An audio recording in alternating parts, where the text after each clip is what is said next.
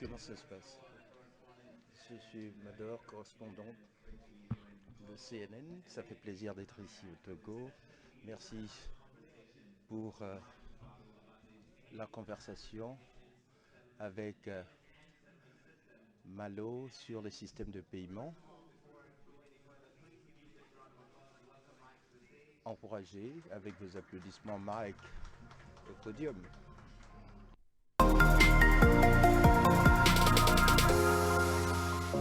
And if you have only heard of PAPS on CNN International, you're in the right place. Thank you for keeping me employed. All those ads every 3 seconds on CNN, I think have Merci de l'emploi. Donc c'est un grand rêve. Au lancement de la ZLECAF, les gens peuvent se payer. Un commerçant au Togo peut faire affaire avec quelqu'un en Tanzanie. Pareil pour la Zambie, qui peut payer quelqu'un au client au Ghana. Quelle est la vision? Eh bien, merci infiniment. Je voudrais d'entrée remercier les organisateurs pour cette plateforme impressionnante pour discuter de paiement. En Afrique, le plus grand défi que nous avons, c'est que nous n'échangeons pas énormément avec nous-mêmes. Nous échangeons avec les autres. Pour ce qui est de commerce, nous créons au jour le jour de la valeur, nous les consommons et nous échangeons le surplus avec le prochain qui nous arrive. Pour ce qui est de paiement, c'est le déclencheur du commerce. Et nous savons que dans un continent de commerce, on peut prospérer. Alors ce que Pape essaie de faire, c'est de tirer profit des solutions endogènes, créer des opportunités de commerce pour assurer la prospérité. Le paiement transfrontalier requiert le dollar ou l'euro et ça pose un problème à plusieurs égards. Spécifiquement, comment relever ce défi pour contourner la nécessité d'échanger à travers les devises étrangères.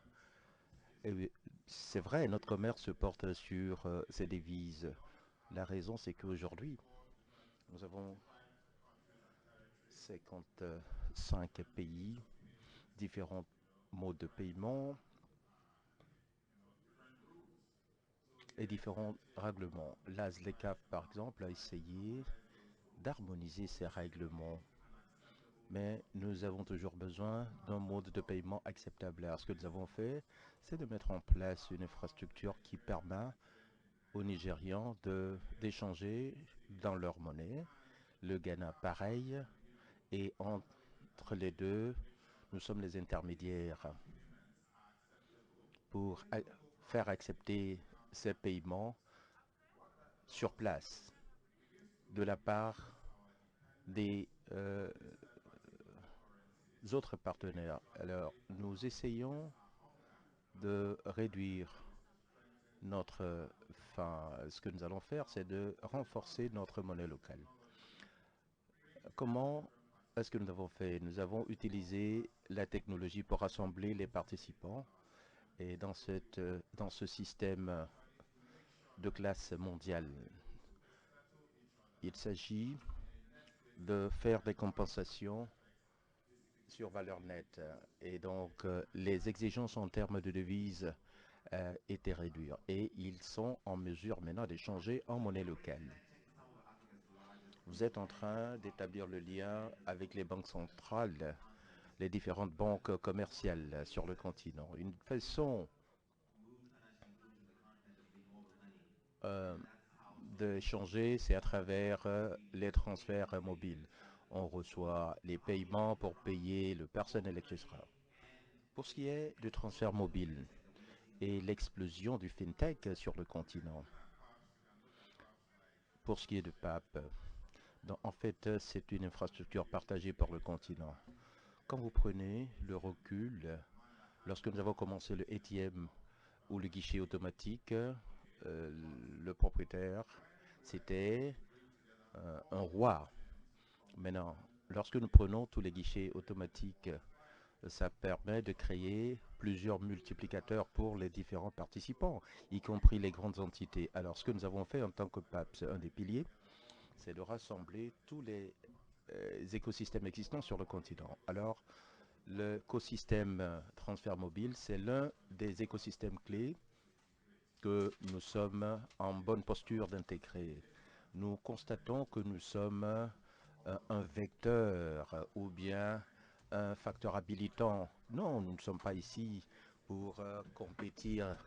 Il n'y a pas de cannibalisme du tout. Oui, les gens disent que vous compétissez avec les systèmes de paiement existants. Nous parlons de interopérabilité.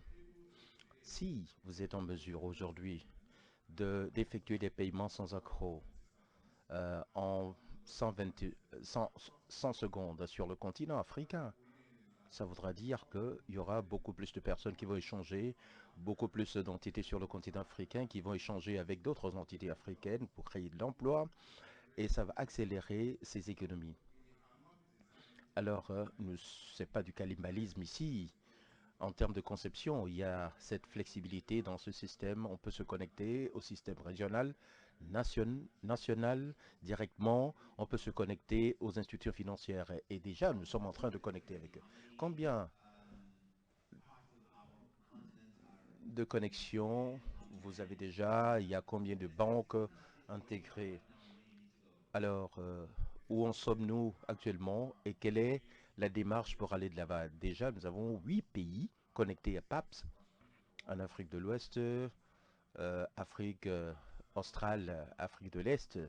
Nous avons 7 interrupteurs connectés, y compris l'interrupteur au Ghana, au Nigeria. Et nous avons également d'autres switches qui se connectent au PAPS.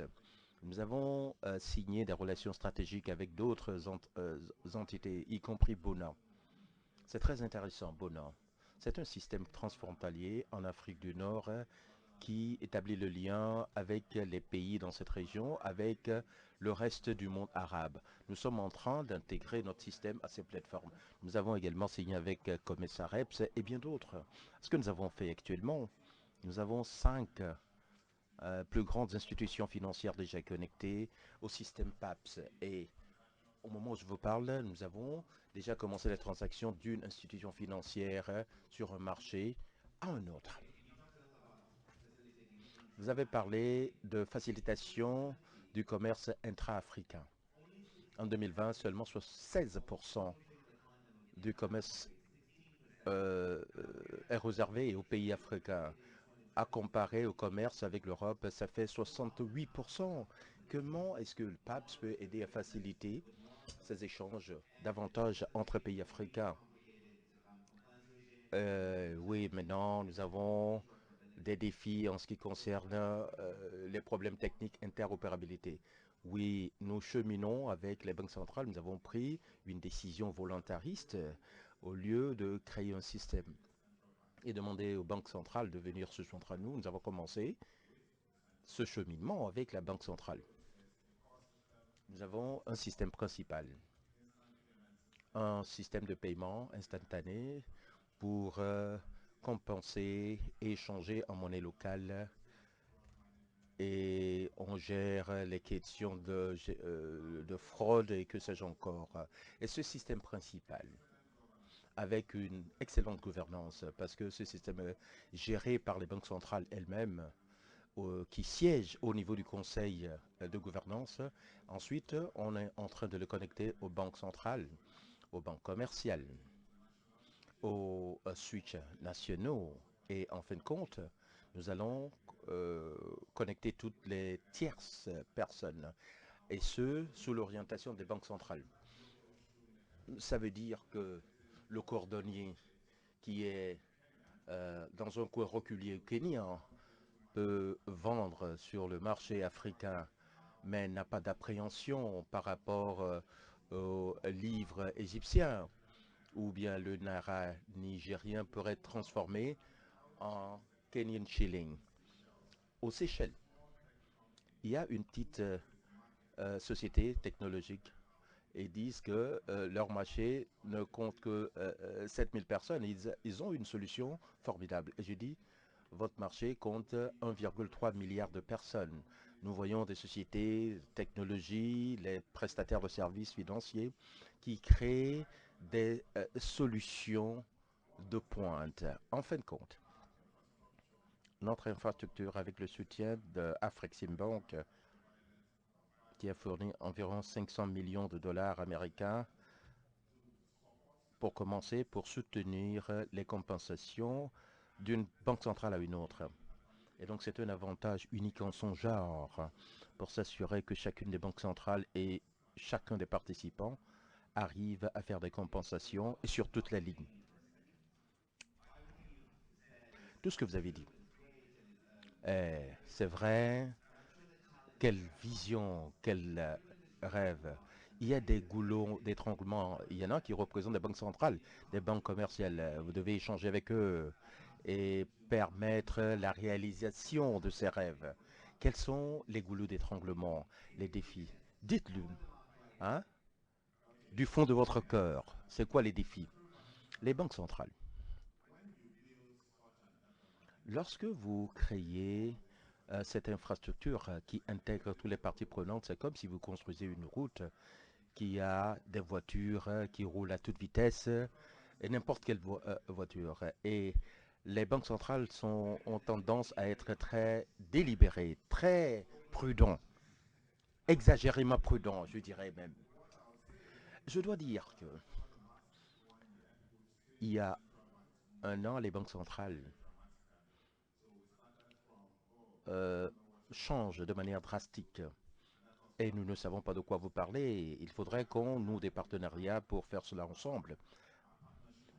Eh bien, nous nous félicitons de notre partenariat avec les banques centrales. Avec les banques commerciales, ouais, elles sont presque ont envie de se joindre à nous plus vite que les banques centrales. Mais je dois dire que, pour une fois, l'Afrique est engagée à aller de l'avant ensemble et de mettre cette infrastructure en place pour le continent. Il y a eu des roadshows, vous avez eu à parler avec tous les acteurs impliqués dans ce processus. Mais je pense que ce processus est très lent pour vendre cette vision. Vous étiez en Afrique du Nord, de l'Est et partout sur le continent. Est-ce qu'il y a une façon d'accélérer ce processus? Oui, nous jouissons de pas mal de soutien substantiel. Il s'agit là des étapes et ça prend du temps. Eh bien, ce cheminement, c'est, ça doit se faire à travers les banques centrales. Nous savons que ça va prendre un peu de temps. Ce que nous avons fait, c'est de solliciter de l'assistance des institutions clés pour essayer de faire le plaidoyer. Entre autres, nous avons le ACB, l'Association des banques centrales africaines. Où en sommes-nous maintenant? Ils ont adhéré à la vision de PAPS, ce qui voudra dire que dans tous les pays aujourd'hui, vous aurez les banques centrales elles-mêmes qui vont faire le plaidoyer par rapport à la vision, également le programme de PAPS. Ça va avoir un effet multiplicateur dont j'ai parlé. Il y aura également d'autres partisans qui comprendront ce que PAPS pourra faire pour eux. Ils vont faire le plaidoyer. Oui, je sais que vous avez des avocats ici, hein? Alors, à quoi ressemblerait votre réussite? Oui, vous allez vous dire que le jeu en vaut la chandelle. Comment est-ce que vous allez mesurer tout cela? Nous ne sommes pas une entité commerciale. Nous sommes plus focalisés sur l'impact. En ce qui nous concerne, nous voulons voir l'accélération de commerce de partir de 16% en 20-25%. On dira mission accomplie. Et si on peut voir par exemple de petites institutions financières qui peuvent tirer parti de cette infrastructure pour offrir des services sur tout le continent sans accroc ni anicroche, alors on aura gagné notre pari. Alors les prestataires de services dans un pays peuvent offrir des services et ne se préoccupe pas de la compensation. Alors, si une société au Nigeria opère dans d'autres pays, peut émettre plus de cartes sur le continent et ne se préoccupe pas de la compensation, je peux dire pari gagné. Et la liste n'est pas exhaustive.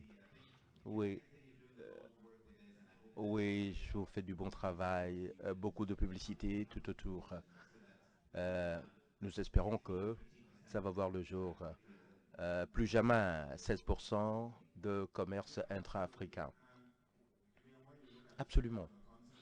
En jugé par le flux de commerce d'une valeur, chaîne de valeur, à une spéculation cacao, café, bien, nous n'avons qu'une toute infime valeur qui est créée. Nous devons ajouter de la valeur. Qu'est-ce que le paiement fait? Cela prépare le marché pour tirer parti d'autres valeurs ajoutées, enfin, pour porter le progrès au niveau des économies. Alors clairement, le paiement est au cœur même de ces économies, au cœur de leur progrès. PAPS va être ce déclencheur. Oui, je pense que c'est une belle transition vers la conclusion. Il mérite un banc d'applaudissements bien nourri. Infiniment.